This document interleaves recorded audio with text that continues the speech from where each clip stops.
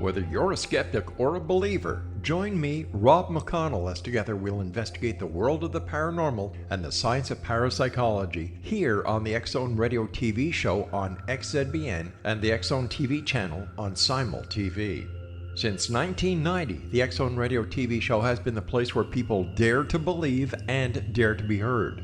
Together, we'll investigate UFOs, aliens, ghosts, Bigfoot, psychic phenomenon, lake monsters, conspiracy theories, government cover-ups, the truth embargo, alien abductions, ESP, haunted locations from around the world, and so much more. With over 28 years of broadcasting and more than 4,500 individual guests, the X-Zone is truly a place where fact is fiction and fiction is reality, as evidenced by the credibility, integrity, and professionalism of the guests that we bring to our international audience. If you have seen a UFO, had a close encounter, seen a ghost, Bigfoot, lake monster, or a story that you would like to share or have investigated, contact me, Rob McConnell, by sending me your email to xzone@xzoneradiotv.com, or you can call toll-free 1-800-610-7035, extension 143, and on Skype, X-Zone Radio TV. For more information on the X-Zone Radio TV show with yours truly, Rob McConnell, visit www.xzoneradiotv.com or www.xzonetvchannel.com or simultv.com and xzbn.net. Until next we meet here in the X-Zone from our broadcast center and studios in Hamilton, Ontario, Canada, always remember, X-Zone Nation, keep your eyes to the sky and your heart in the light.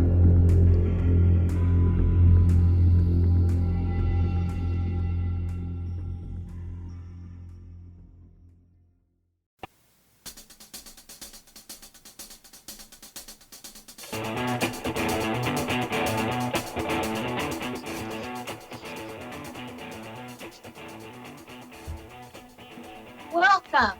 Know the name, know the genius in you, where in a single moment you can recognize your brilliance and change your life. This is a transformational hour that covers an array of topics that demonstrate how individuals use their native talents, as shown in their name, to look at the ordinary in extraordinary ways.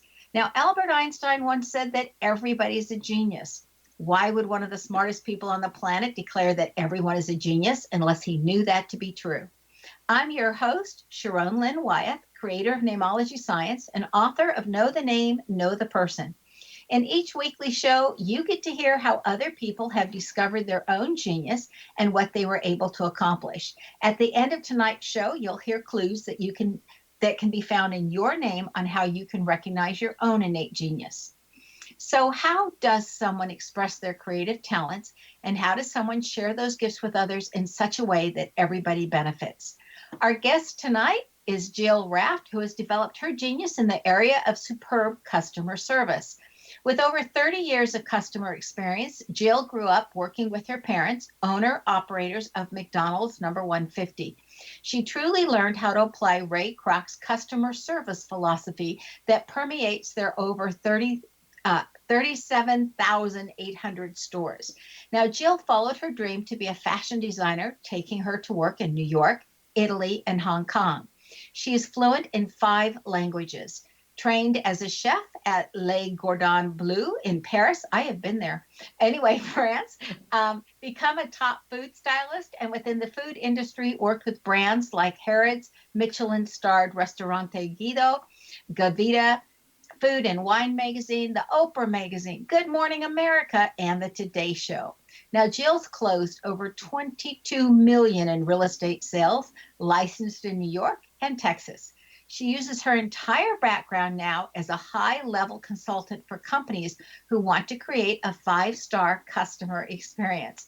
And I think this is so appropriate, Jill, that we've got you on this week, because I just wrote one of my first nasty reviews ever online from Jack in the Box, because I had been working so hard to get a response, and I finally said, forget it, I'm going to put it online. And literally within 4 hours of me putting it online, I got a very nice note. Isn't that interesting? Well, good for you. Yeah, but even though I had looked, I mean, I had tried the management at the store. I had tried the management of the state. I had tried the corporate management, no results. And I put it online and bingo. So That's crazy. welcome, Jill, to Know the Name, Know the Genius in You radio show. I am thrilled that you're here with us. Thank you. I'm so excited. I've really been looking forward to speaking with you, Sharon. Well, you have such a diverse background, Jill, and I wish to cover a lot of that throughout our show tonight. So I've kind of broken it up into different parts or different segments. First, before we get into anything, you speak 5 languages. No, so I need to know what languages and how'd that come about. I've always loved languages, and I was motivated when I was in my early 20s by someone I met at design school who spoke multiple languages. And he lived in he's from Colombia and in other countries. And I did my junior year abroad, actually, and that's where I learned my first language. And so I realized that by truly submersing myself in a country where I only heard that language, I could pick up the nuances and really pick it up or almost by osmosis. It was a lot of hard work, but when you're immersed in it and you hear it every day and you have to use it all the time, it's the best way. So I kind of guided my life so that I could live in other countries to learn those languages. Entonces, ¿es español idioma segundo para ti? Sí, pero adesso parlo meglio italiano. Okay, so Italian's the 3rd language. So those are kind of close because they're both Romantic languages. So what's the 4th language? Hebrew.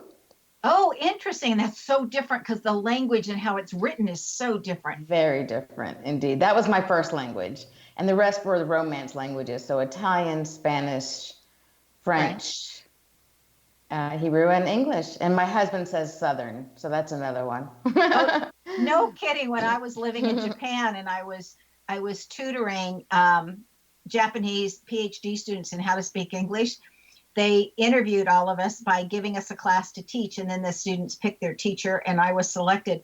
But the very first day, it was like I just asked them questions about their family to hear them talk. And the only mistake that any of those blessed ladies made was literally, they said, they were saying something, they said, mothers-in-laws. And I said, when she was all done talking, because I know not to interrupt when somebody's talking a foreign language, they have to think, that just stops their thinking. But anyway, I had to tell her, I said, we only have one law. So you have a mother-in-law or a mother's-in-law, but we only have one law. And I looked at him and I said, but most English-speaking people don't know that, so don't worry about it if you forget. So true. and my daughter has learned 6 languages, doing the same thing as you, going to live in different places. And she was a language major in college. And so, and one of her languages is Hebrew. It's English, Spanish, French, Hebrew, and then an African tongue from Mali, which is Bambara. And then she has, I'm trying to think of that, it's outside of India, on the right-hand side of India. Oh my gosh. Bangladesh is Bangli. Those are tough language. Good for her. Wow, those are tough. Well, very different, right? She went and lived there, and it's the same thing. Submerge yourself. Absolutely. And then you pick up the culture, and you understand the nuances that are used that you'll never get when you study a language in a classroom. So you get the street language, but you also understand how to use certain words in certain cases and the pronunciation and one thing that's so fascinating to me is how you really understand a culture by the way they express themselves. And often what words are actually not used in a language is just as telling as the words that they are used, and how you can compare. It's really fascinating. I love it. Yeah, well, I think it's just so important in our today's society to speak different languages. I'm so pleased that you do. So I've got tons of questions for you, Jill, right online. Thank you for answering the language one that I was just fascinated by. Sure. What are the 3 most common mistakes that companies, brands, and entrepreneurs keep making with customer experiences? Oh, goodness. I think the 3 most common mistakes that companies make really is that, number one, they're putting out fires instead of living by and working through a system where they're really obsessed with their customer's experience. And if you don't plan in advance, if you don't set up your systems right from the beginning, from the top down, starting with your core values, then you're going to be living reactively. And when you're reactive in a business, nothing's going to flow, nothing will progress, and you certainly won't grow. So that's the number one problem. Number two is invest in your people, in your employees and your customers. And when you train your employees, like really train them to create a celebrity customer experience so that they cultivate the love of being a part of something bigger, but then they pass that on to their customers, and their customers are going to feel that. And it's really amazing how when you don't take the time to invest in your people and show them that they matter most, and without them you would have no company, then the company just falls flat, and you're going to have nonstop turnover. Your retention is going to be a very big problem. And lastly, be relational, not transactional. I say transform transactions into interactions. And it means taking from what's basic service and just a transaction, an exchange of goods or services for money, and make it interrelational, make it interaction, have an interaction, speak to that person, look at them in the eye, actually communicate and create that relationship. That is so important. So what are some of the strategies for delivering what you call a celebrity customer experience? And why is that so important? And we're only going to start with this answer. So give us like maybe one or two quickies, and then we'll continue with that after our break. Okay, so I'll start with why it's important mostly. When a business is really focused on giving a great customer experience, it's synonymous with basically assuring their employees that they're going to have a great work experience. And repeat customers is a sign that you have a highly functioning team of employees and your management. And so when you do this, it's going to allow the customer not to be chained to their business 24/7 and putting out those fires that we talked about just a second ago. So that's why it's super important, I think. And a lot of this strategies may even seem like it's very commonsensical, but why is it that companies are not implementing them? That's the crazy thing. So I'll end with that. Well, I know that when I first went into administration in the school system, my first principal was actually a very excellent principal, but I noticed that he would put out this fire without thinking that it's starting an amber burning over there. Mm-hmm. Instead of thinking far enough in the future, what does this solution do down the road? Absolutely. It's beautifully expressed. I love your metaphor. Well, it really, I was like, okay, wait a minute, I'm not getting this. I remember being challenged with that my first year in administration. So some strategies for delivering that. You've told us why it's important. Have you named your strategies? I have. I actually have an acronym that I use, and it's SHARP with the R squared. And it's a way to protect your employee and your customers' experiences. Okay, we're going to find out what this SHARP with the R squared means when we come back from the break. We do need to take a break. Stay tuned to Know the Name, Know the Genius in You, which is being heard on X Zone Broadcast Network and at knowthename.com. Now, after the break, we're going to find out how Jill suggests business owners treat disgruntled clients also. Stay tuned.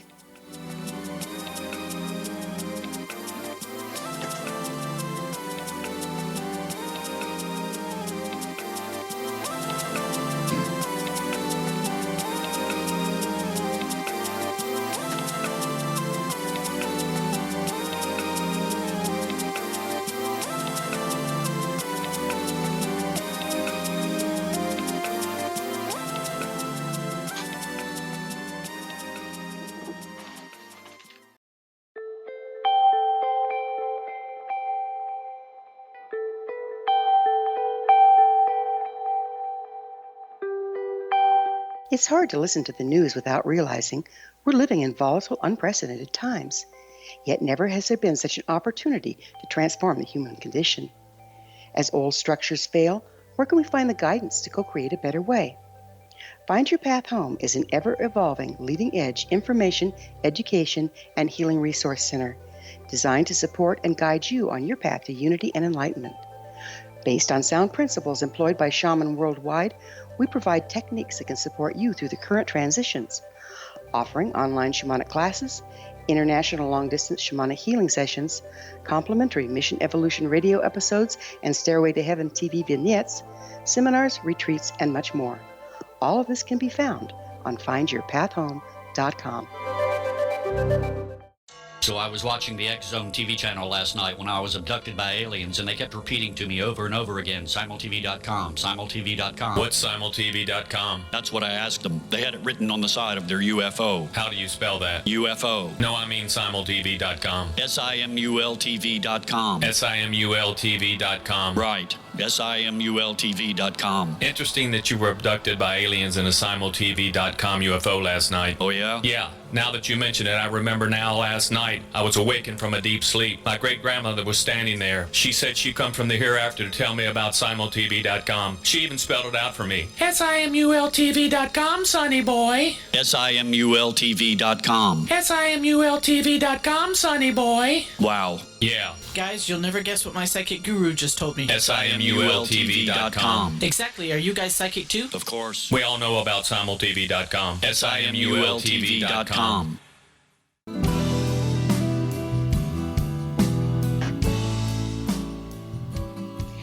Welcome back. I'm Sharon Lynn Wyeth, and you're listening to Know the Name, Know the Genius in You, which is being heard on xzbn.net and X Zone Broadcast Network and knowthename.com. Now, our guest tonight is Jill Raff, whose website is her name, Jill, which is spelled the normal way, Jill, and her last name is spelled Raff. So it's jillraff.com. Jill, right before the break, you were telling us about this nifty acronym you have, and I really want to hear about the R squared because I'm a math person. So go right ahead. Sure. I think people learn best by acronyms. So, and the word shark is about protecting yourself. So the S is for serve. And I think it's really important that we not only serve our customers, what they've come to you for, but we come from a place of really appreciating that they've chosen you over a competitor, and that we serve from our heart, and that the customer really feels and understands that this comes from a culture that appreciates you coming and giving them your business, And that I really think that it's important that every customer gets what I call a celebrity customer experience, because we all know what a celebrity gets, right? Celebrity walks into a store, they're going to be pampered and treated well and totally taken care of, but why is their dollar more expensive than anyone else's? I don't think it is.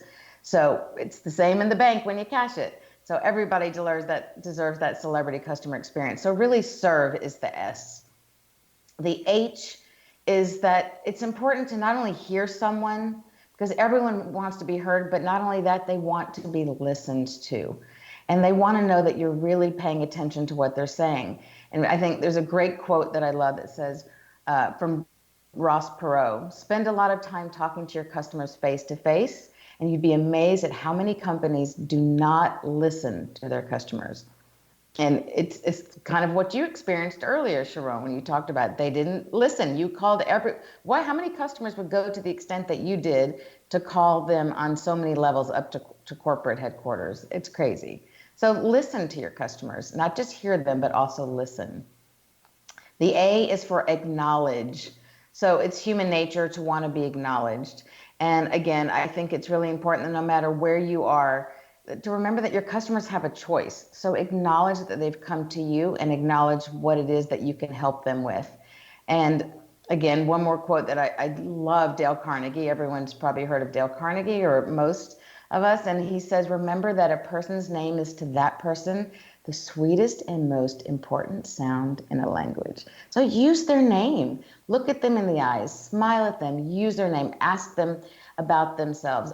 Write it down so that when they return, you can use their name. Again, welcome back, Sharon. Thank you for coming to shop with us again. Or, this was your favorite drink. Would you like that today? Really let them know that you know them and you acknowledge them. That is his chapter 2 in his famous book of How to Win Friends and Influence People. Not that I've ever read that book. No, I've memorized that book. I didn't know that. And on his name, because I'm into names, It's Dale Carnegie if you're on the west coast of the U.S., and it's Dale Carnegie if you're on the east coast. Right. Anyway, it's so just a funny. fun fact. But go ahead, keep going. I love it. That's great. Okay, here comes the R squared you're looking for. Yep. And that's about respect and resolution. So when you respect your employees, you can also expect that they're going to turn around and respect your customers. And it's the universal law of reciprocity, right? So if we take care of our employees, the employees are going to take care of your business.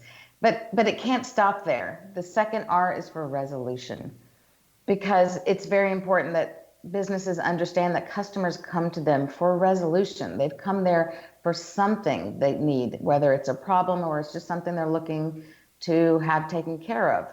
And if they don't feel that their needs have been taken care of satisfactorily, or even more than just satisfactory, but more pleasantly, you can guarantee that they're going to go somewhere else for their business next time to find resolution. So R squared is for respect and resolution. And the last letter is K for kindness.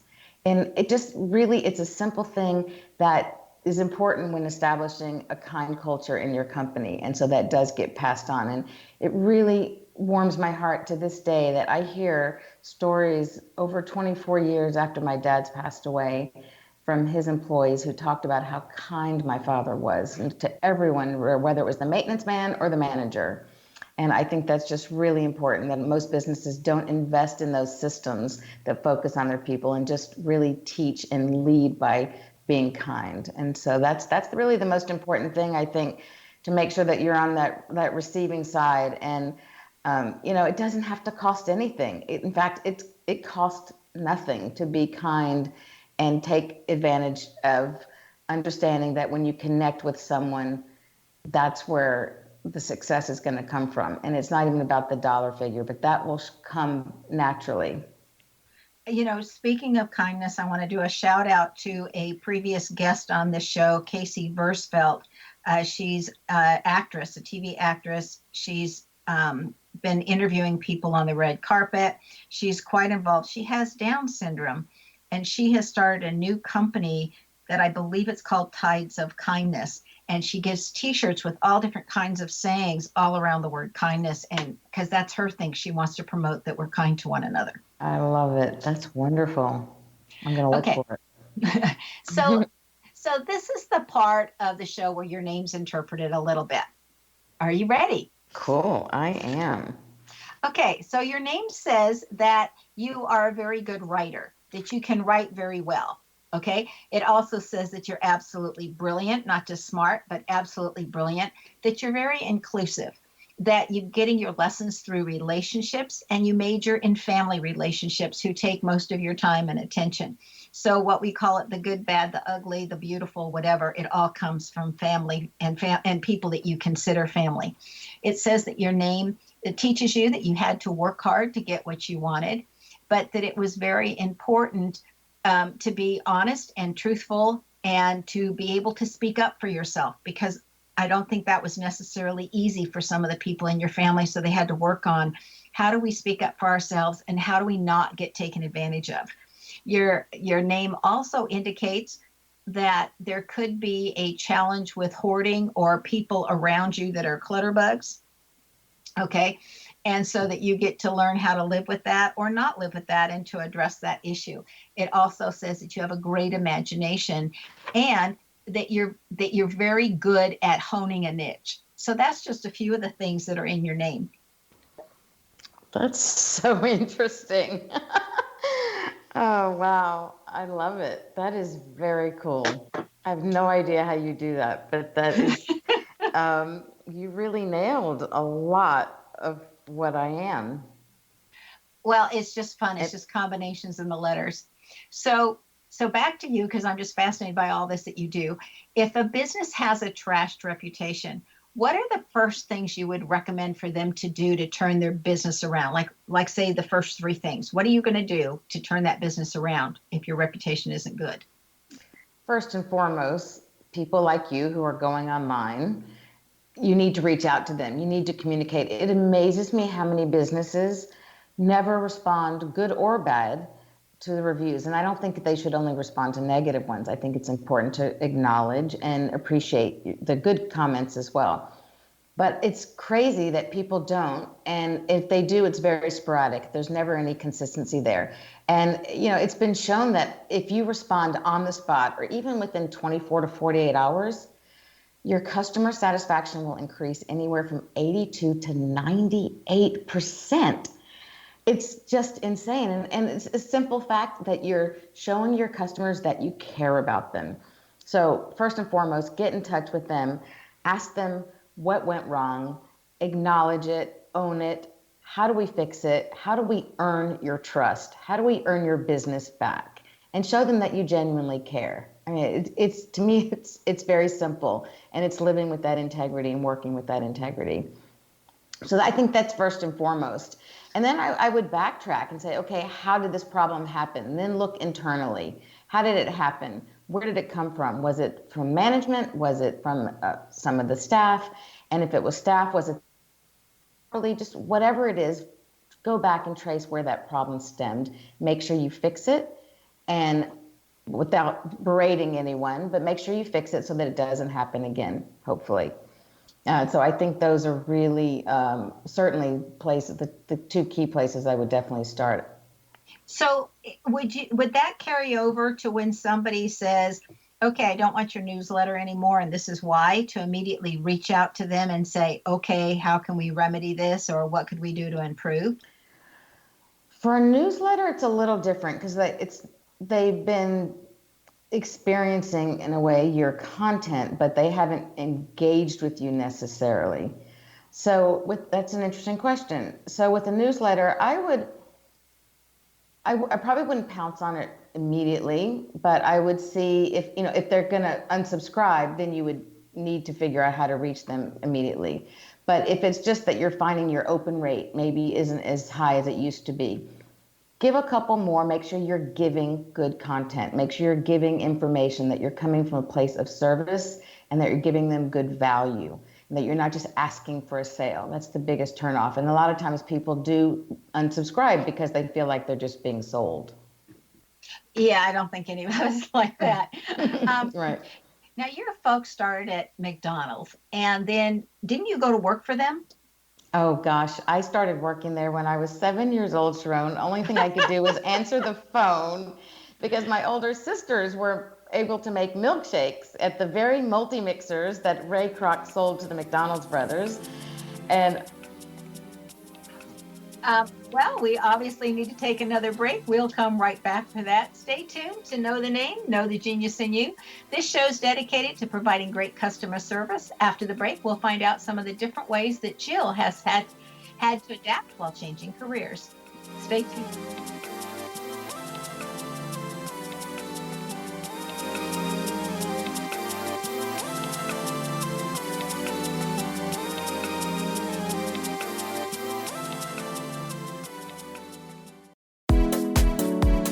How would your life change if you could develop the business and personal skills that you need in order to make more money? Do you want to learn how to achieve your big life goals faster? Then go to findhiddenmoney.com and get the Goal for It online course. The course teaches you how you can set and achieve your biggest goals while completely overcoming the roadblocks to your goals so that you can realize your dreams and imagine more success. Go to findhiddenmoney.com. Memorable dynamic presentations are a not-so-secret weapon in the business world. Do you have a powerful message that must be shared, but you haven't found a way to deliver that message? Do you want to be known as a top public speaker who gets amazing results? Are you ready to create and deliver your powerful message? Thomas Hides can help you create and deliver your speech to get the results you desire. Visit iconquality.com. Did you expect your business to flourish, but instead it plateaued or didn't get off the ground yet? Would you like to achieve massive goals and discover new sources of income within your business? When you're ready to experience that type of success with fast results, Cindy Hendricks is the business coach for you.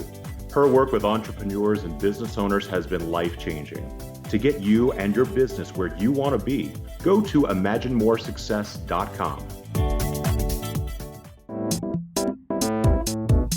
Has the fear of public speaking stalled your business or personal life?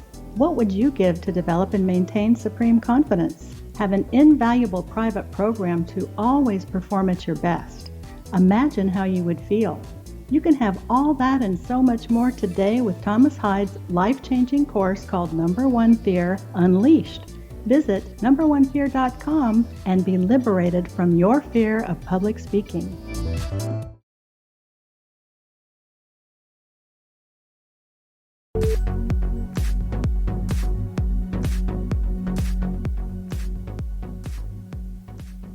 Welcome back. I'm Sharon Lynn Wyeth, and you're listening to Know the Name, Know the Genius in You, which is being heard on xzbn.net and X Zone Broadcast Network and knowthename.com. Now, our guest tonight is Jill Raff, a businesswoman, inventor. Her website is her name. Jill is Jill, the normal way, and her last name is Raff.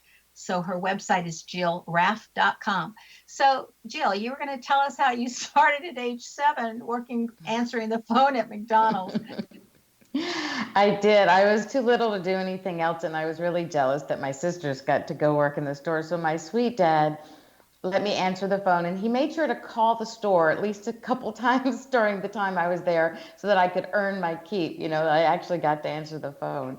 And I remember it. I can picture myself sitting at that table, that metal desk, even now to this day.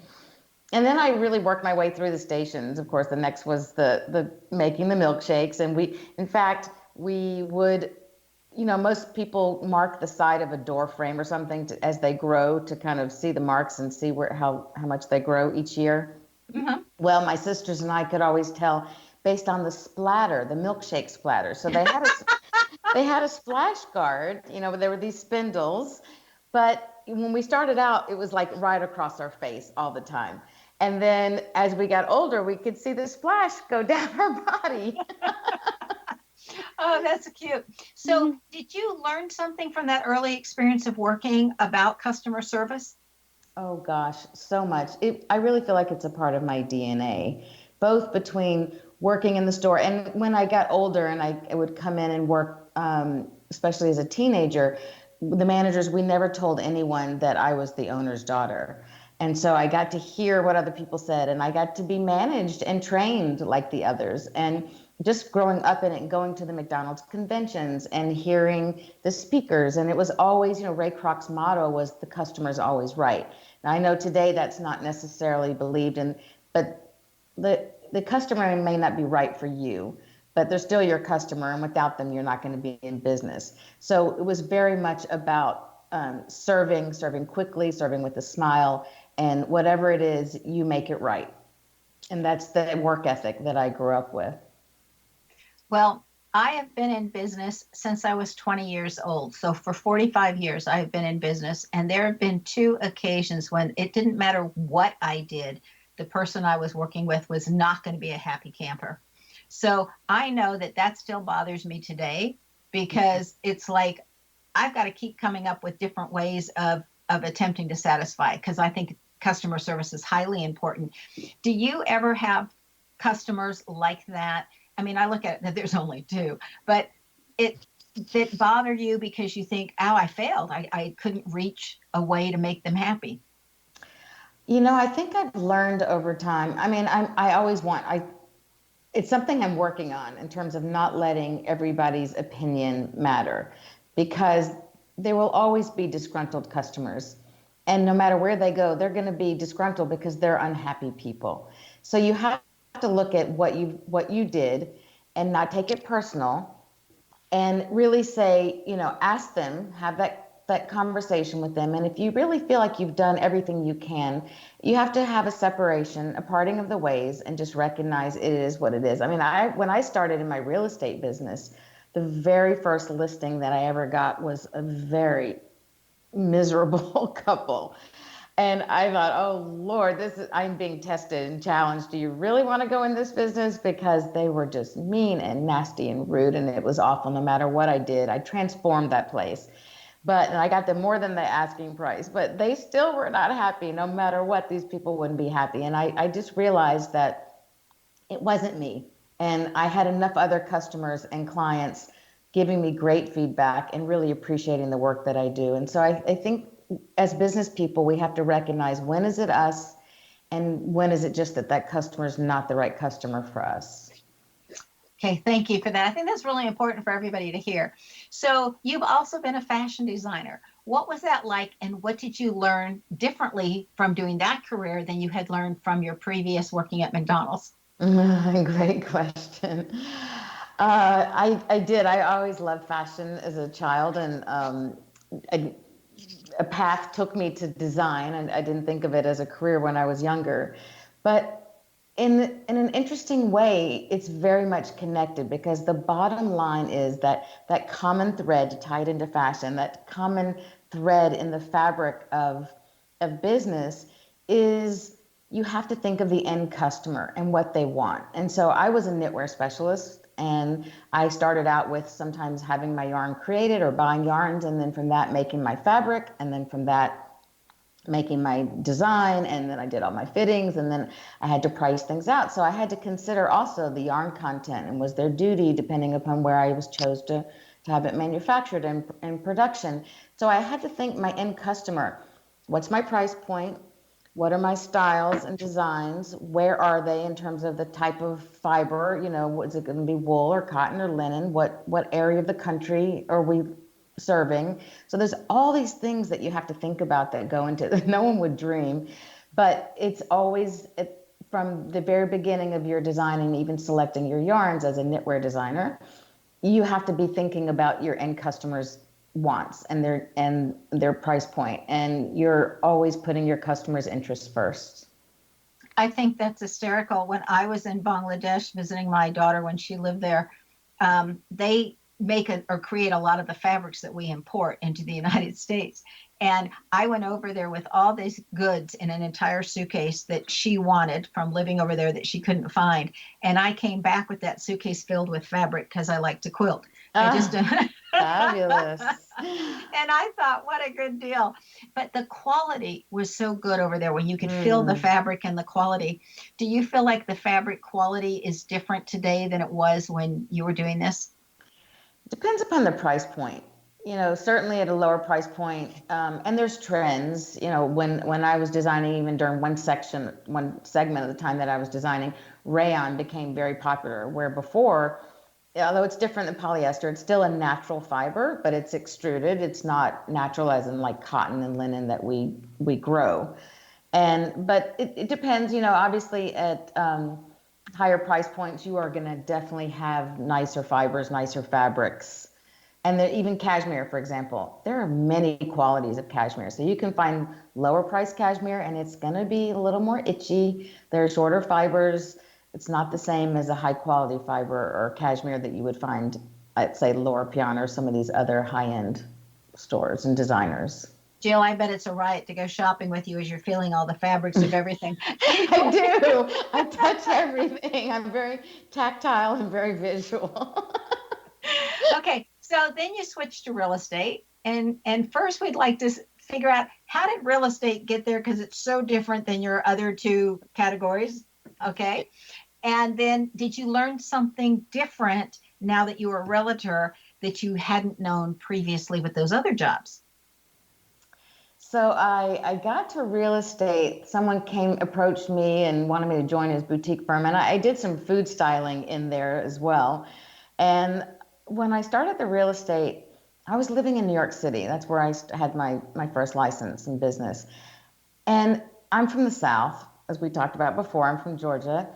And people always said, there's something different about you. I'm not sure what it is. And it's just, I think there's a genuine quality. I speak to people directly. And I think that's a lot, not only from the South, but I think that does stem from my upbringing. You know, looking people in the eye. My dad was famous for always looking you in the eye.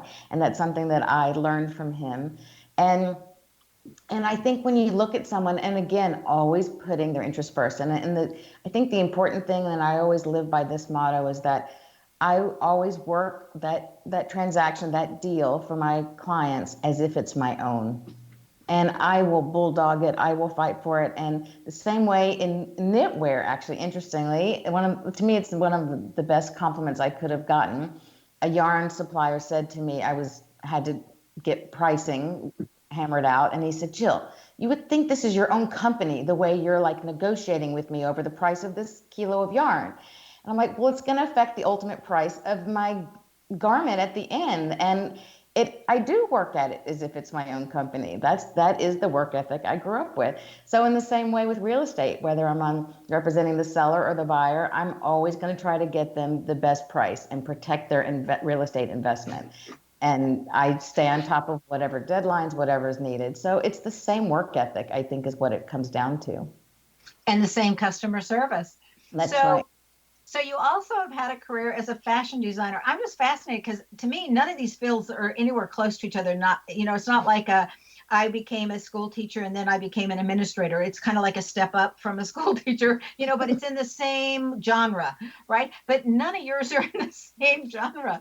Well, yeah, kind of. So I was first a fashion designer, and then I was burnt out and I lost my dad early on. And I always loved food. I always loved the industry and growing up and cooking and baking, and wanted to go to culinary school for my own interest, and didn't think it would happen professionally, but that's ended up what happened. And I took that year and I went to Israel. My sister was living there, and it led me to my next career as a food stylist. My sister was a food photographer, and my mom said, Jill, you can use your design background from fashion into food styling. So in that respect, you actually can understand how it does build on one skill set to another. I don't think so. We've got another break. We'll come back to that.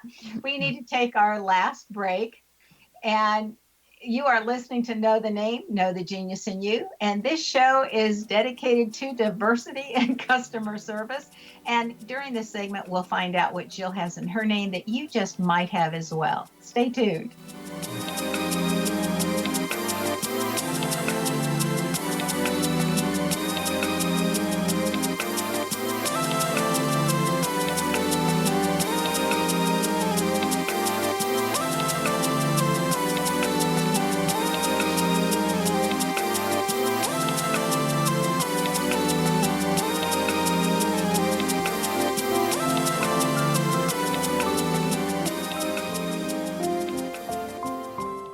I am Dr. Carl O'Helvey, founder, president of a new cancer foundation focusing on evidence-based physical, mental, and spiritual interventions, including natural cancer cures, prayer, meditation, affirmations, nutrition, and other related holistic cancer prevention and cure modalities. These are used in cancer education, research, and financing care. I ask for your help to continue this important work by donating at www.holisticcancerfoundation.com.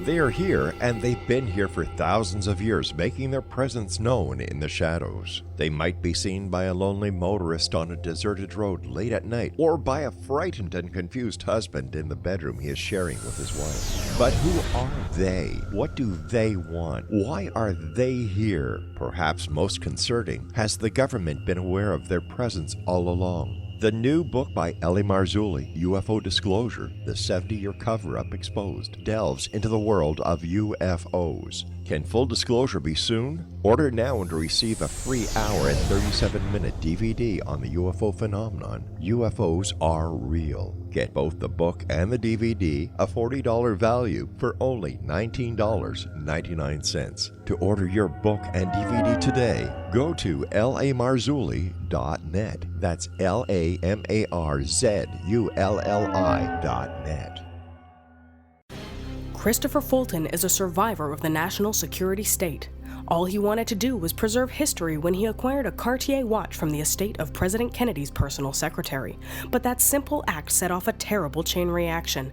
He was pursued by the U.S. Justice Department and the FBI, thrust into the middle of the U.S. government's Assassination Records Review Board, even monitored and pursued by the Russian government.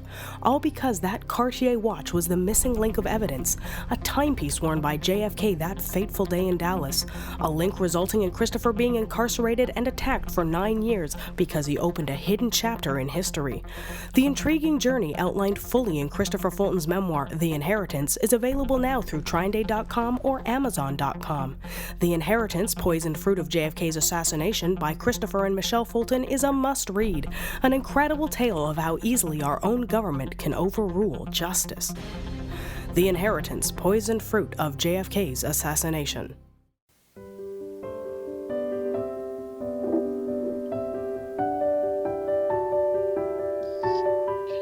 Welcome back. I'm Sharon Lynn Wyeth, and you're listening to Know the Name, Know the Genius in You, which is being heard on xzbn.net and X-Zone Broadcast Network and knowthename.com.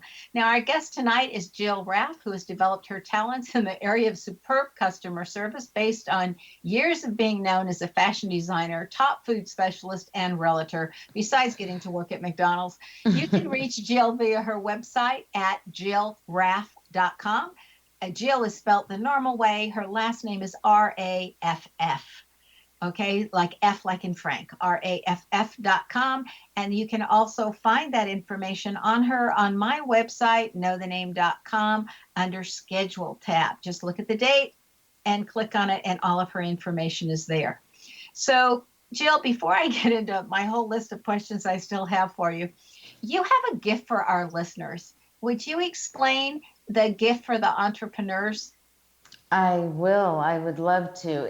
You can find it on my website, which is jillraff.com, like you say, and I say R like Robert, A-double-F, F like French fry, coming from McDonald's.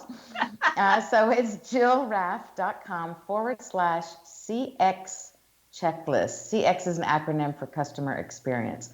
So it's jillraff.com/CX checklist. And it's a checklist that entrepreneurs can follow to help them create intentional customer satisfaction in business through really prioritizing their customer. And so that's a wonderful gift, and we want to thank you for that. And again, everybody, as you're listening, if you're on my newsletter, all of that information will be provided on it also. So your current career is as a consultant for companies that wish to create a 5-star experience. So when did you know that you had an interest in this area and that you could use all of those diverse experiences in your background to create what you're doing now? It was my move to Austin, Texas. And so I still have my business in New York. I have a great partner there, and I got my license here as well. And I thought, I don't think Austin needs another realtor per se. I mean, I've gotten some good business, and that's great, but I thought it's only using a fraction of my skills, my experience, my background, and I want to have a bigger impact. Other than just helping that client that I'm working with, I want to have a bigger impact and really feel like my purpose is to go out there and connect more people, because through the work that I'm doing, my goal is that we really do truly connect human to human. And when we do that and we create that better experience, here's some more math for you. We actually are going to not just get a win-win, but into the win to the 5th power, because your owner is going to win. Your management and employee is winning. Your customers are winning, your vendors along the way, and of course, the community, when you give back to your community, the community's winning as well. Oh, I love that analogy. So you've had such diverse careers. You've had to exercise flexibility while changing careers. What suggestions can you give to others who are also in the process of changing from one career and starting into another field? I think it's really important to savor and really enjoy and pat yourself on the back for the good things that we do. Because I don't know, I'm probably my worst critic, because I expect a lot for myself, but I think it's important, and I think we all do, especially people who are making changes and who are growing, because that is how we grow. And to stop and say, look at all the good that I've done. And then even make a list and say, okay, what's next for me? What are the pros and the cons? What are the things that I love to do? What have I learned things that I don't want to do? Because you're going to be more successful and more productive when you're doing things that are innately right for you. And there are all kinds of Colby and other personality tests that can help you along this path as well, to kind of highlight it. But I would start even as simply as making that list, so you can kind of pull it out of your feeling mode, put it down on paper so you can see it in black and white and say, this is what I want for the next position, the next business, and this is what I don't want, and build your business according to the lifestyle that you want to create for yourself. Now I'm just going to say a little plug for names right here, because where your proficiencies are and what you really love, that's all sitting in your name. You can figure those things out in the name. So how long did it actually take you to leave one field and then before you felt proficient in the next field? Excellent question. I think in every case, there was really an overlap. It was really like a fabric. There was this weaving there was a time where when I switched out of corporate corporate fashion design, and I decided I wanted to create a freelance lifestyle for myself, and hoping that I would have a family and have a better life for raising kids. And so I ended up I thought I was out of fashion, but then I had people I've worked with call me back and say, no, we need you to do this collection. We need you to go to Hong Kong. And so I was doing freelance for them, and I was doing still freelance food styling at the time. And I even did some print design, and then I started my family. And so there was a lot of this overlap. And then as I kind of let go of one, I grew the more experience I had, because I was starting all over with the food styling. So I worked as an assistant all over again, where I had previously had assistants working for me. Now I became the assistant. And I think that's important, that we don't let ego step in the way. Because if I had ego, I would never have allowed myself to start over and be working under someone as an assistant. And instead, I'm like, this is my path to learn. And I'm going to just be open like a sponge until I built up the career to be a full-on food stylist myself. Ego also shows up in the name if somebody has it or not, and you do not have it in your name. I will just confirm that. I love what you said, Jill, though, about the overlapping, because anytime I've changed fields, I've always overlapped and started the next one while I was still doing the last one until I had a smooth transition point. And I mean, it makes sense. First of all, it's going to give you that comfort, and it's going to give you the income. But it also is very natural flow that you're using skills and tools that you learn in one and you apply them to the next. Because we do grow, and we do take tools, whether they seem really obvious, like mine don't seem very obvious if you think of the industries. But if you look at the skills and the techniques and strategies that I learned and how I applied it to the next, they really do all connect. So what's the basis of your desire to keep changing fields? It wasn't, it was not intentional, trust me. It's really been the flow of my life. And I think part of it is coming when you're a creative person. When you accomplish something to a certain level, it's like, okay, now what? I need to keep growing. With the fashion, I burnt out. I was totally burnt out, and I lost my dad, and I just needed a break. And at that point, I thought, okay, I'm either going to have my own collection, or I'm going to be an art director for another collection. And then in my year overseas, I realized I needed to move on from that and grow. And so that's when I went to culinary school. So just one thing naturally led me to the other. It wasn't a conscious decision. I think the only one that was truly the conscious decision was this one as a customer experience strategist, where I said, okay, I've developed all these skills. I've had so much experience. I have so much to offer. How can I impact the most people? And that was a conscious choice of sitting down and figuring out what I saw it as, like this funnel, and putting everything in it and kind of extruded into what I'm doing now. Did helping your parents out at such a young age show you the importance of work? Absolutely. 100%. I learned, and it was fun. I felt so grown up when I was doing it. Little did I know it would be the foundation of my life and my business life. I think it's fascinating that that's where you learned that, and that is shown in your last name with the first vowel of an A. By the way, that does show up in a person's name. When the first vowel of an A in the last name, is an A, that says you learn your work ethic from your parents. So is there anything else that you're currently working on that you'd like to share? I am working on a video series, a training series, and I'm going to start doing a lot more video training and just lives, tips, and putting that out there.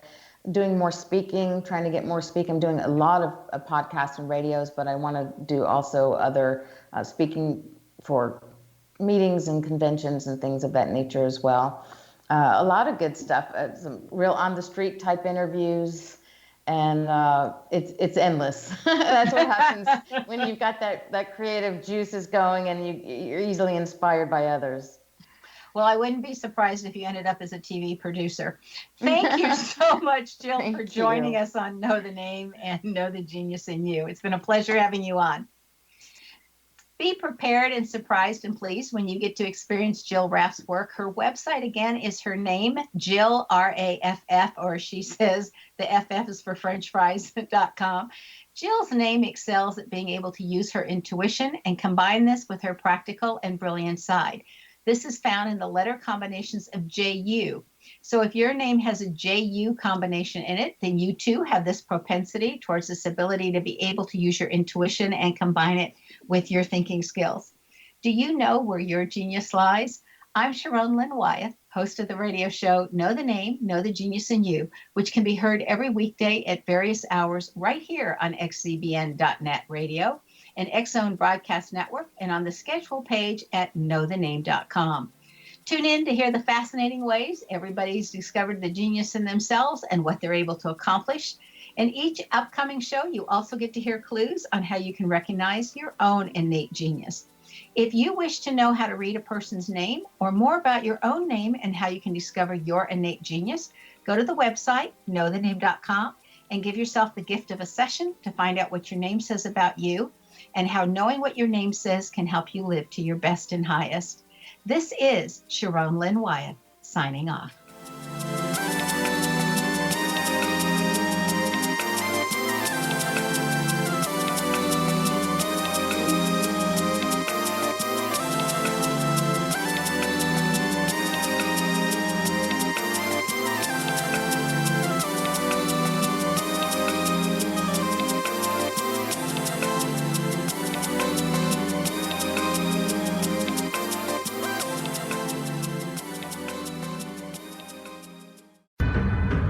If you are looking for a safe, zero-calorie, natural option to the harmful artificial sweeteners on the market today, Just Like Sugar is what you're looking for. Just Like Sugar is a wonderful natural alternative for those health-conscious people who choose a calorie-restricted diet with a great, pure, sweet flavor that tastes just like sugar. Just Like Sugar is a great natural option for people suffering from diabetes and may be useful in restricted diet programs where standard sugars are not allowed and does not cause a laxative effect of some other sweeteners. Just Like Sugar comprises a perfect blend of chicory root fiber, natural calcium, natural vitamin C, and Just Like Sugar's sweetness comes from the natural flavors from the peel of the orange.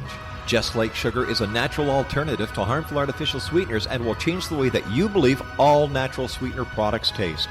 Just Like Sugar is available at your local Whole Foods markets, Wild Oats markets, Henry's, Sun Harvest, and many other fine natural food stores in the U.S., Canada, and worldwide. They are here, and they've been here for thousands of years, making their presence known in the shadows. They might be seen by a lonely motorist on a deserted road late at night, or by a frightened and confused husband in the bedroom he is sharing with his wife. But who are they? What do they want? Why are they here? Perhaps most concerning, has the government been aware of their presence all along? The new book by Ellie Marzulli, UFO Disclosure, the 70-year cover-up exposed, delves into the world of UFOs. Can full disclosure be soon? Order now and receive a free hour and 37-minute DVD on the UFO phenomenon. UFOs are real. Get both the book and the DVD, a $40 value, for only $19.99. To order your book and DVD today, go to lamarzulli.net. That's LAMARZULLI.net. You have heard of the X-Zone? Now watch it on Simul TV, plus 500 video games, live TV channels, free video on demand, worldwide, and more. Does this sound like tomorrow's television? Well, it is, but you can have it today, right now. It is Simul TV. Simul TV offers what the others only wish they could provide. 15 exclusive channels like X-Zone, sci-fi, and horror. We are worldwide. No other provider offers that. 500 built-in video games. No need to have an extra expensive system. We have them included. Free video on demand. Live streaming events from around the world. Interactive online network and much more. Tomorrow's TV today. Simul TV.